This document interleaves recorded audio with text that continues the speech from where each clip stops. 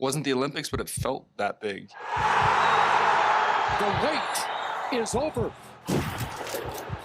It's been a really long time. We need to get best on best back at those big games where it's country against country and it becomes more than hockey. So PK, tell me when you knew that the Four Nations tournament was going to be something different. Oh, well, once the president of the United States called Team USA, I knew that it was probably going to bring a little bit more eyes, but I was wrong about that. It brought a lot more eyes to our game, a lot more than I think any of us could have ever expected or imagined. And once that happened, I think it changed the moment for us and what that moment meant. And I think it meant a lot to the players initially, but I think to everyone else, it became something a little bit more and something that meant more about than just hockey. And I think for us, you know, when we go out and play, it's just about hockey, but to know that every play, every goal, every shift mattered more is exactly what you want as a professional athlete. And I think it was the combination of everything you would want playing on an international stage. Rivals, you know, it takes us back, helps us relive the Four Nations tournament. PK, for you, what stood out for you most watching both the documentary and just the actual tournament itself? It'd be cool to watch it with Don Cherry and get his 2 cents on it. You know, I think as a Canadian watching that doc, you get some really good insight on both sides of the spectrum, on the whole landscape of the tournament and what it was like to really capture it. I think sometimes when you're a fan and you're sitting in the stands and you're just sitting at home, you only get one version of it. I've watched all you guys lay in traffic for each other. Now go lay in traffic for your country. Wayne Gretzky, he's put himself out there, and he's done that for the country and for the game. I changed the lyrics to the anthem. I felt like standing up for my country. Tonight, the United States plays Canada.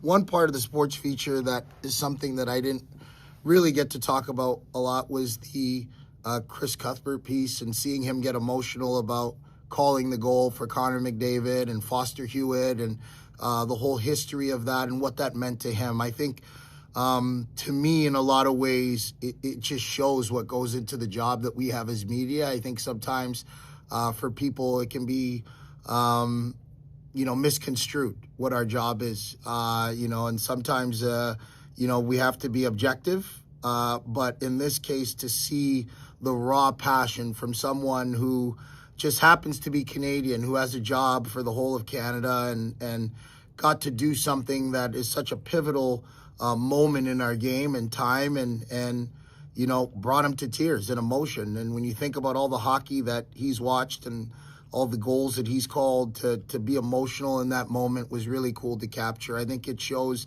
the human side of the game and what it really meant to all of us to be a part of. One of the things I forgot was Wayne Gretzky. All the stuff that came out about Gretzky. I love Gretzky. I'm 50. I don't even know if I'm a big hockey fan without Wayne Gretzky. So for me, he's the pinnacle. I love the guy. I've been able to see him only play once live.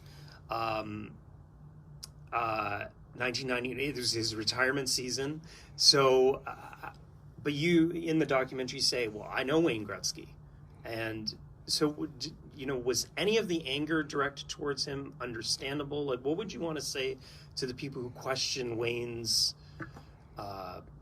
patriotism, I guess, is what they were questioning? Well, I mean, I would like to ask who these people are. I'd love a list of them. I'd love to know their names. I'd like to know what they've contributed to the country. I'd like to know what they've contributed to the game of hockey. I mean, we're an opinion-based world now where opinions, everybody has an opinion.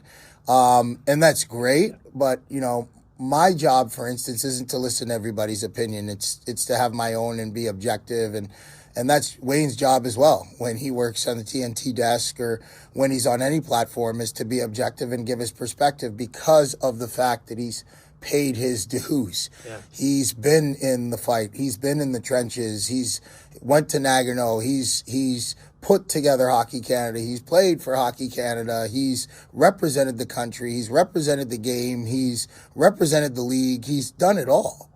So, I'm sorry for, someone who feels that way, but I would say this. To me personally, you have zero credibility on the fact to comment on Wayne Gretzky and the decisions that he makes. But that doesn't mean that you're not allowed to have your opinion. And, I respect everybody's opinion.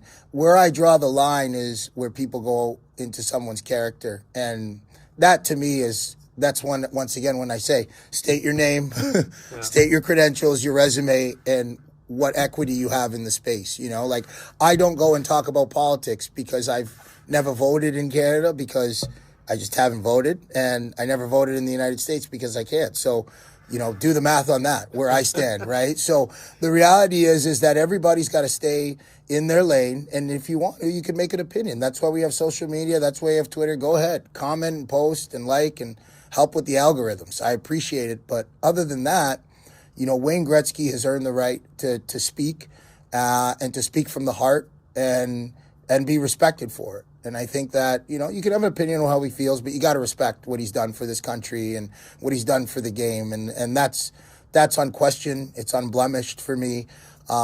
He's a consummate leader. He's been a consummate ambassador for the game.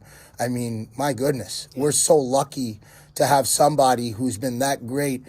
You'd be hard-pressed to find someone just standing alone who looks as iconic as Wayne Gretzky does, as Michael Jordan does, and Tiger Woods. You could argue that those three people standing alone, you'll be hard-pressed to find anybody who stands for more in sports and entertainment than what those three stand for. So, Wayne Gretzky in our game, he's our Michael Jordan. Yeah. He's our Tiger Woods. And in Canada, he is that guy. So, we have to protect that.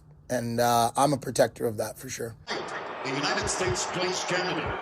Let's get ready for an epic battle.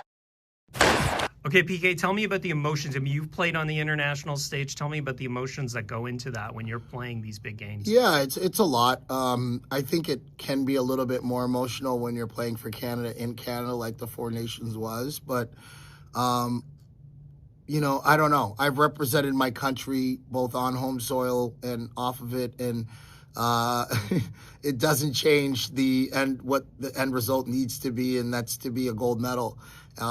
So playing for Canada, it's extra exciting because there's the pressure to win, and you always want pressure as an athlete.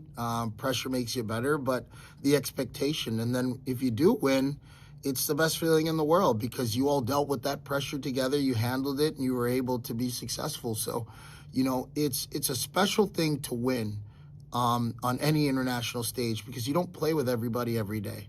So it forces you to conform quickly. And what I mean by conform, it's not conform, it's adjust. Adjust for the greater good of the country. And in a lot of ways, I feel like when you put that country's jersey on, you're like modern day gladiators. It's like I feel like we carry an element of what those soldiers carried when they went to war and the people that made sacrifices for our country. So for the players, it's much bigger than that. For someone who had a mom who served in the Canadian Army, to put on that jersey represents more than just a hockey game for me. It represents my family and the opportunities that we were given coming to Canada. Everything from, what this country is made up of and the opportunities that it gives us as Canadians. So you want to come back home and represent that in the best way possible. And when you do, it's remarkable the respect that you get, representing your country. So, win or lose, you want to maintain that respect and that class, and we always do as Canada. Highlight of your career? Definitely winning in Sochi. Having that opportunity to be with those players and be a part of that moment, best on best, and be in that locker room with some of the greatest players in Canadian history is pretty special. Just to make it to that level of competition was special for me. So I'll always remember that. What about Canada-USA gold medal game this year? Who's going to be in the gold medal game? Well, you know what? I think U.S. is in a position, I think Canada's in a position where it can happen, but you can't look that far ahead. I mean, man, like countries have come a long way in terms of their development, and it's a short tournament. All it takes is a couple bounces and a little bit of luck, and you could be on the outside looking in. So for Team Canada, it's taking it one game at a time, focusing on the process, and when you get your opportunity, if they get their opportunity against Team USA, you know, they'll understand what's at stake. You know, this is, you know, Team USA for sure is going into this tournament looking for redemption. So I'm sure that'll show. Hockey game. Just incredible hockey. Canada needed a win. I kind of had one look at the net and just trying to make a good shot. Kind of blacked out.